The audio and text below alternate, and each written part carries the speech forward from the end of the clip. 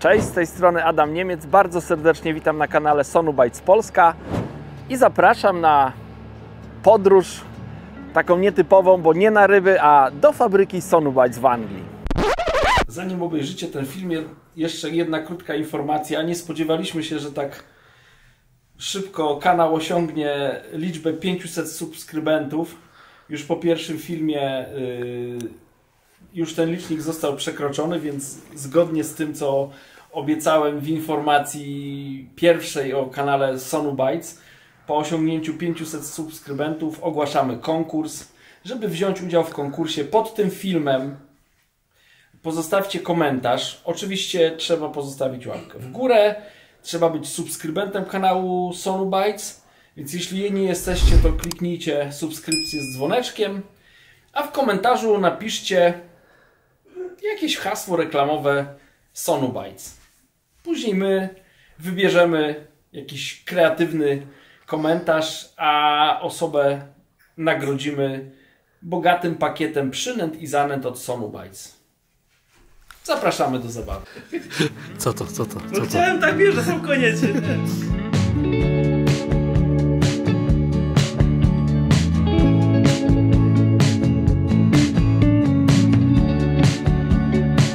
They make that for cheesecakes. You know cheesecakes, the bottom of them. Yeah. That's made for the bottom of cheesecakes. We buy that Mączka rather rybna. than a lot of other companies buy like. Wszystko jest do jedzenia tutaj na razie. Jeszcze w pelety nie wszedłem. Biszkopty.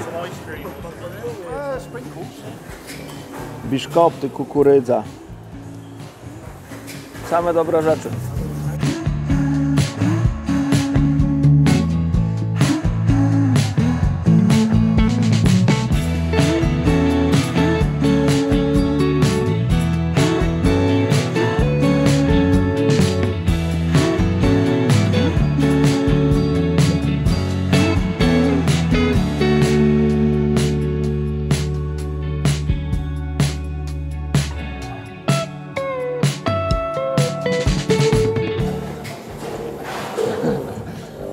Zobaczcie, tutaj powstaje jedna z najlepszych zanęt Sonubytes, która jest także popularna w Polsce, Match Method Mix. Świeżutka, to jest jej taśma produkcyjna, idzie do góry do pakowania, zobaczycie jak to wygląda, a później Wam pokażę gotowy produkt.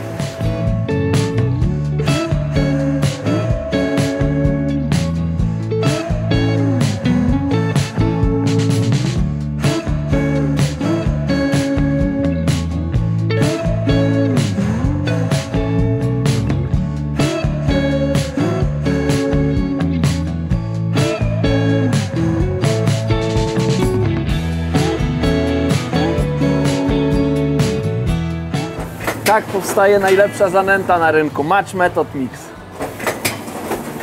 Mam przyjemność poznać Iana. Ian jest założycielem, razem z Davidem Prestonem założyli fabrykę Sonubytes, w której się znajdujemy. Ja jeszcze go podpytam o produkcję zanęt, jak się rozpoczęła produkcja, od czego zaczęli. Natomiast tutaj mam okazję poprosić Iana, żeby pokrótce opowiedział, jak wygląda już taki końcowy produkt, końcowa produkcja zanęty. Akurat jesteśmy przy taśmie do pakowania zanęty Match Method Mix.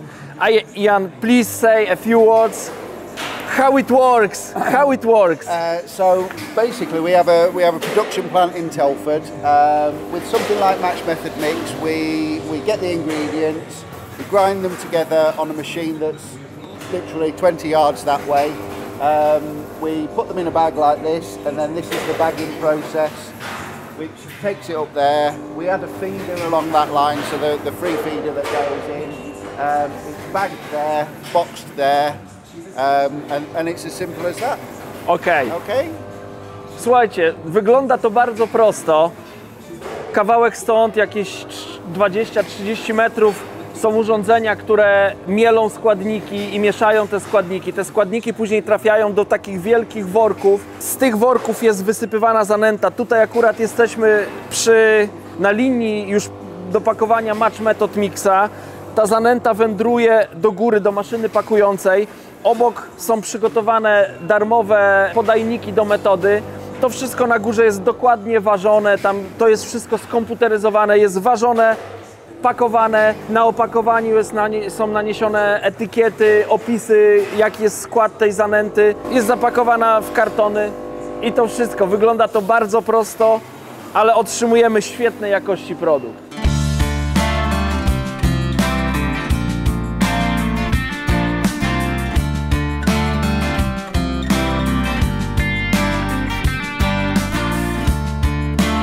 Zobaczcie, jeden ze składników zanęty, akurat w kolorze czerwonym, to jest pellet expander, ale tego jest, zobaczcie. Z takiego czegoś później to jest mielone i z innymi składnikami tworzona jest właśnie między innymi z tego zanęta. Zobaczcie, z tego powstaje jedna z najlepszych zanęt Sonubites, F1 Dark. Czarny pellet expander, który później jest mielony i jest składnikiem świetnej zanęty. Czy wiecie, co to jest? Jak mnie by pokazano, ja bym nie wiedział, a Ian mi wytłumaczył. To są wytłoki konopne. Wcześniej jest robiony olej konopny, a później powstają takie wytłoki, które są później wykorzystywane do produkcji zanęt.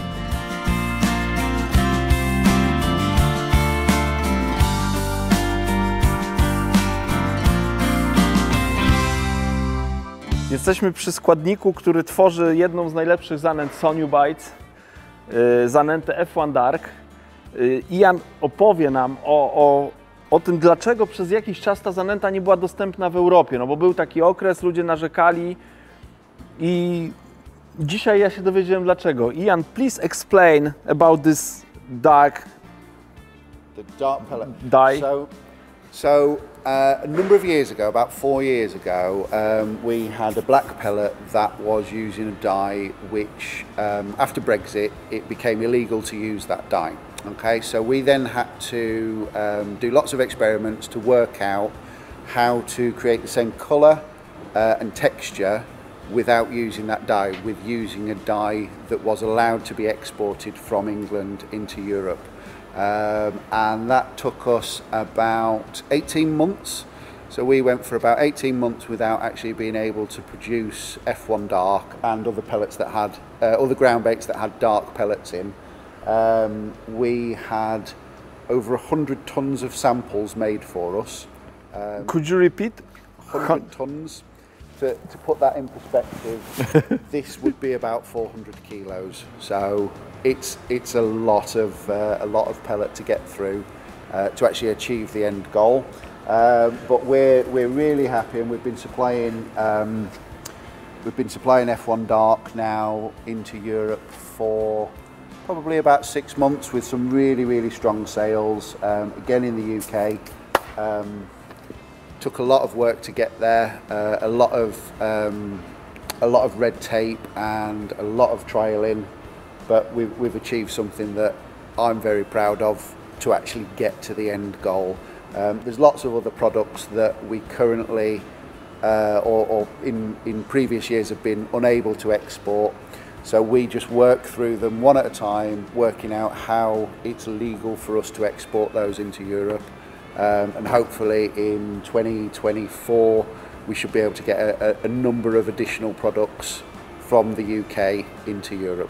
Okay, those rules are because of Brexit, and it was European Union law or British law? No, correct. European Union law. Before Brexit, we could supply without any vet looking at our product. We didn't have to have it sampled by laboratories or anything like that. But now, as part of Brexit, European law stated that we had to do a lot of things to be able to export our product into Europe, none of which has to be done in Europe. So you don't have to have lab tests. We have to send our products away to a laboratory to check for salmonella and various different bacteria. That doesn't have to be done in Europe. So all Sonubate stuff, that has to go through before the vet will actually sign it off for it to be transported. Very complicated. Very complicated, but okay. we'll get there with most products. I will try to translate. Please, 100 tons? 100 tons. And this is 400? This is 400 kilos. 400 kilos, okay. Tajemnica została rozwiązana przez, jak Anglia opuściła Unię Europejską, jak nastąpił Brexit. Okazało się, że przepisy Unii Europejskiej są skomplikowane. Nie chcę użyć troszkę brzydszego słowa, żeby to określić, chociaż bardziej by pasowało. I nagle okazało się, że niektóre składniki, które do tej pory były legalne, stały się nielegalne. Więc na przykład w zanęcie F1 Dark był używany pelet, do którego produkcji wykorzystywano czarny barwnik, który działał bardzo dobrze i był sprawdzony przez lata. Nagle okazało się, że ten barwnik stał się nielegalny, więc Ian z całą tutaj ekipą musieli szukać odpowiednika. Zajęło to około 18 miesięcy. Zużyli w tym czasie około 100 ton takiego peletu na próby. Tak, żeby zobrazować, jaka to jest ilość, to opakowanie to jest 400 kg, więc naprawdę tutaj myślę, że duże środki, duże siły zostały rzucone, żeby dobrać właściwy barwnik. I teraz Ian jest zadowolony z tego efektu, który uzyskali i już od około pół roku F1 Dark jest dostępne także w Europie. Takie problemy też są z innymi składnikami zanęt, z innymi zanętami, z jakimiś dodatkami, które wcześniej muszą przejść bardzo skomplikowane badania weterynaryjne. Te produkty są wysyłane do Europy, tam są badane, są wystawiane jakieś certyfikaty skomplikowane, aż tak się w tym nie orientuję, ale jest to bardzo skomplikowane i bardzo trudne dla firmy.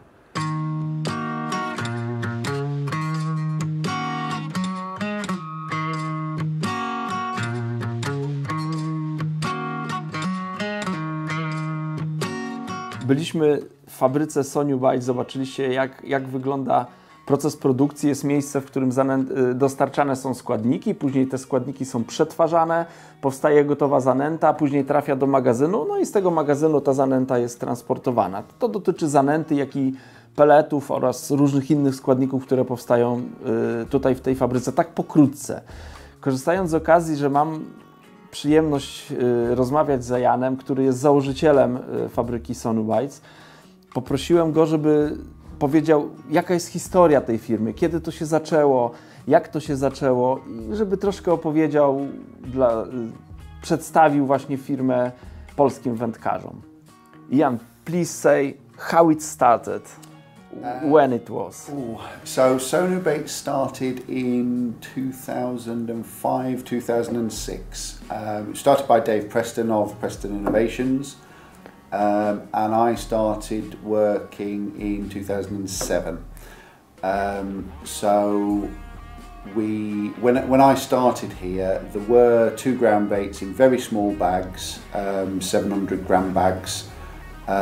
I quickly realised that we needed to do bigger bags aimed at commercial fishing, and that's kind of where it started. Firma powstała około 2005-2006 roku, została założona przez Davida Prestona. Ian dołączył do firmy w 2007 roku. Na początku, jak tutaj dołączył, to w firmie były produkowane 2 zanęty w małych opakowaniach około 700 gramów. Ian stwierdził, że dobrze by było wyprodukować zanęty, które będą pakowane w większe opakowania, co było dobre dla wędkarzy łowiących na komercji. Okay, so moving on from there, we did 4 2 kilo bags originally, some of which are still in the range. I think it was Exploding Fish Meal Feeder, Hempen Halicrush and Super Carp. But we realised that the commercial match scene in England was very strong, and no one was really selling bait to the commercial match angler. They were making do with other brands. But when you looked at the style of fishing that they were doing, it was very heavily pellet based. So we realised that we needed to make fish meal ground baits, and that's what we did. So the following year, it moved on to ground baits such as Match Method Mix.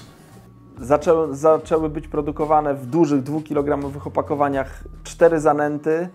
Wszystkich nie jestem w stanie tutaj spamiętać, ale to było Hempen Hali oraz Super Carp. Była jeszcze trzecia Super Exploding Fish Meal Feeder. Super Exploding Fish Meal Feeder Ground Bait. Trzecią zanętą to była zanęta, która miała więcej mączki rybnej. zdali sobie sprawę tutaj w firmie, że warto też sprzedawać zanętę wędkarzom, którzy łowią na łowiskach komercyjnych, no bo ich było coraz więcej, tych łowisk komercyjnych tutaj było coraz więcej, a oni używali znowu dużo peletów, dlatego stworzyli zanęty, które zawierają więcej mączek rybnych i tak powstała pierwsza zanęta, powiedzmy taka przypominająca Match Method Mix. Was it the first ground bait with fish meal, add more fish meal in it? Yes. It was the same Match Method Mix like this, or it evaluate, or it was... Exactly the same. So Des Ship came to us and said he wanted a ground bait that he could use for everything. So he just wanted something that was really easy to mix, that he didn't have to add stuff to work, and he wanted it in a 2 kilo bag. He wanted it pellet colour but with a little bit of green essence to it, smelling of fish meal, lots of fish meal in there, and that was our sort of target. So Des and I, and a couple of others as well, we spent a lot of time experimenting with different ratios of pellets, and eventually came on something that was very, very easy to mix. So we had a 2 kilo bag to a bucket and then add a 2-pint bait tub of water, and that was what Des wanted, just something that he didn't even have to think about. He knew it was going to work, and to get that element of doubt out of his fishing, he just knew he wanted a bag to go fishing with. Nice story, nice story. Jak słyszeliście, no, tą trzecią zanętą właśnie z dużą ilością mączki rybnej to była zanęta Match Method Mix. Des Ship, on współpracował wtedy z Prestonem i przyszedł też do firmy Soniubice, która no, była częścią Prestona, i razem z Janem oraz innymi członkami zespołu robili próby, żeby stworzyć zanętę, która będzie kompletna, którą będzie można w łatwy sposób przygotowywać, która będzie dobrze działać, która będzie miała zapach mączki rybnej i będzie miała delikatnie taki zielony kolor. Zrobili wiele testów, prób, aż wreszcie udało im się uzyskać mieszankę, którą wystarczy, 2-kilogramowe opakowanie wystarczy wrzucić do wiadra, dodać 2 pinty wody, wymieszać i zanęta, przetrzeć przez sito i zanęta jest gotowa do użycia i działa bardzo świetnie do dzisiaj. So it was fourth ground bait in your range. Yep. And how it goes later? So Match Method Mix, it's been around for forever. It's still one of our most popular ground baits. I think because of the fact that it's fishy, the colour's really good on it, and it's just really easy to use. Ideal for method feeder fishing. We've had people use it for paste fishing, open end feeders. It gets used. It's fantastic ground bait. I love it. Yeah. And we sell vast quantities of it. And off Match Method Mix came Match Method Mix Dark, and then came Match Method Mix Marine. Just as people came to me and said, we would like a dark version of this, or we would like a version of Match Method Mix that will go a little bit deeper so we can cast it further and it will go into deeper water, which is where we came with Match Marine. Method Marine. Później seria Match Method Mix została rozszerzona, bo niektórzy wędkarze chcieli, żeby Match Method Mix była w wersji ciemnej, więc tak powstało Match Method Mix Dark.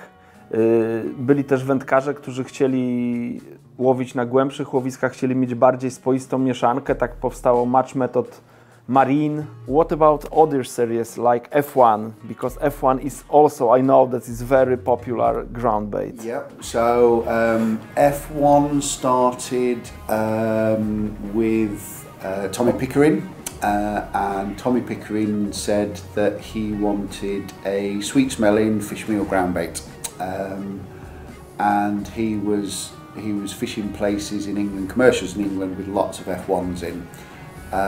So my background, I've worked in aquaculture, so we knew various different feed additives that could be added to give it extra taste, extra smell, and that's kind of where it stemmed from. he was fishing for F1s in 4 foot of water, so he wanted something fairly light. It didn't have to be claggy like Match Method or sticky like Match Method mix. And again, for a number of uses, it just needed to be simple, but you can put it on a method feeder if you need to. It can be balled in, you know, various different things with Match Method, with F1. The flavour that was the smell, the aroma of fish, and the sweet smell, the vanilla-y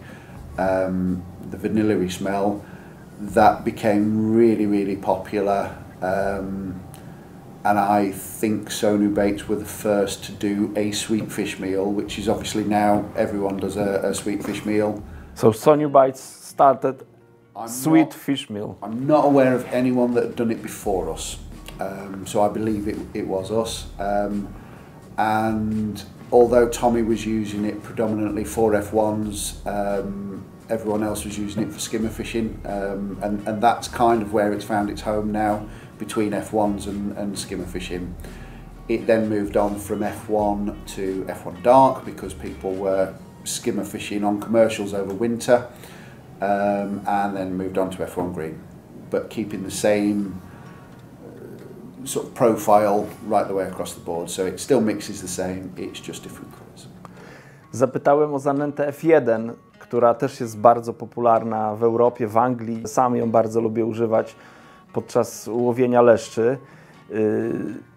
Historia tej zanęty jest taka, że Tommy Pickering, który był związany z marką Preston Innovations, łowił F1 i zażyczył sobie, czy tam zasugerował, że można by stworzyć zanętę na bazie z dodatkiem mączek rybnych, ale która będzie słodka, będzie pachnąca. I Ian jest, no ma jakieś tam doświadczenia w akwakulturze. Ja nie wiem, jak to dokładnie przetłumaczyć, ale miał takie doświadczenia, wiedział, jakich składników użyć i po wielu testach udało im się stworzyć mieszankę, która pachnie mączką rybną, ale także ma taki waniliową nutkę, która jest słodka i świetnie sprawdza się właśnie podczas łowienia. Można jej użyć, nie wiem, można zrobić z niej kulę i nęcić łowisko, można podawać z kubeczka tyczką, można podawać za pomocą podajnika do metody, więc jest bardzo uniwersalna, bardzo dobrze działa na F1, ryby, które nie są obecne w Polsce,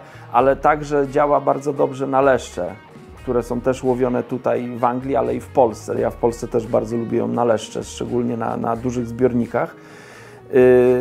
I tak powstała zanęta F1. Później wędkarze, którzy łowili leszcze zimą na łowiskach komercyjnych, chcieli zanęty ciemnej, więc powstała zanęta F1 Dark, później F1 Green. No i tak stworzyła się ta świetna seria. Could you say something about natural range of ground baits? Who invented? How it works? Yes. So we knew that we had a good amount of commercial anglers, and we were weak in the natural area. So we set about trying to provide quite a small range initially that covered most of the fishing. So the theory being you could have a bag of lake and a bag of river, and you could fish that in a deep lake, and if you were going deeper or the tow was more, you'd put more river in than you would lake, to try and create something that was suitable for most people to go on silverfish waters. So we started out with a number of different ingredients. One of the things that I was really keen to do was to source ingredients well. So one of the things that you find with a lot of natural ground baits is they do vary, they do get little bits of plastic in, and the reason for that is it's quite often leftovers from a biscuit factory that you might be using. So we went and sourced biscuit crumb, a crumb specifically made for the food industry. So it didn't ever change. It was really consistent, and that's just easier for me to work with. but you also end up with a better product at the end of it. And then after we did the initial 4, which was River, Lake, Bream and... Road? No, it was Black. Black.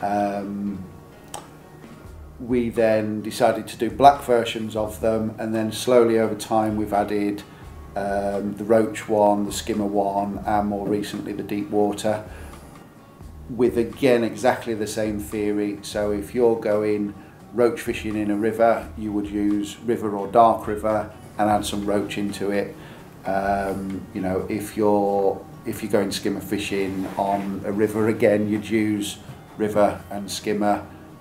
And it was all about getting anglers to use what was right for them. So with the, I think 8 or 9 that's in the range, you can end up with a multitude of different products, because that's what you need when you're going silverfish fishing, because every day is different, every peg is different on every day, so you need to have that versatility in the ground bait that you use. W pewnym momencie tutaj członkowie zespołu Soniu Bite zdali sobie sprawę, że o ile są bardzo mocni w tym segmencie zanęt na łowiska komercyjne, no to brakuje w ofercie zanęt dla wędkarzy łowiących na łowiskach naturalnych. Tak powstała seria So Natural, w której na początku były chyba 2 czy 3 zanęty River, Lake. To założenie były takie, żeby no jeżeli ktoś jedzie na przykład na rzekę, bierze zanętę River, jedzie na jezioro, bierze jezioro, jeżeli jakiś kanał troszkę płynie, może te zanęty pomieszać ze sobą w dowolnych proporcjach. Później powstawały nowe zanęty, później powstawały zanęty w kolorze czarnym. Teraz w tej serii jest chyba 8 albo 9 różnych mieszanek, z których wędkarze mogą stworzyć swoje własne zanęty i dopasować je do łowiska, na którym łowią. Tak pokrótce tutaj przedstawię. Ian, thank you very much. It was pleasure for me that I can saw how you produce, that I can learn how it started, about the history of Soniu Bites, because you produce very good quality ground baits. I like this ground baits very much. And I know that Polish people also likes many Soniu Bite ground baits. Yep. Podziękowałem Ianowi za to, że mieliśmy okazję, żeby tutaj odwiedzić fabrykę Soniu Bite, żeby Wam zaprezentować, jak wygląda produkcja zanęt, peletów, które są tak bardzo popularne wśród wędkarzy łowiących na komercji. Miejmy nadzieję, że tak już w przyszłym roku także wśród wędkarzy łowiących na łowiskach naturalnych. Bardzo dziękuję, że obejrzeliście ten film do końca. Zachęcamy do subskrybowania kanału Soniu Bites Polska, do pozostawienia łapki w górę, komentarza. Przesyłajcie ten film znajomych i do zobaczenia w następnym filmie.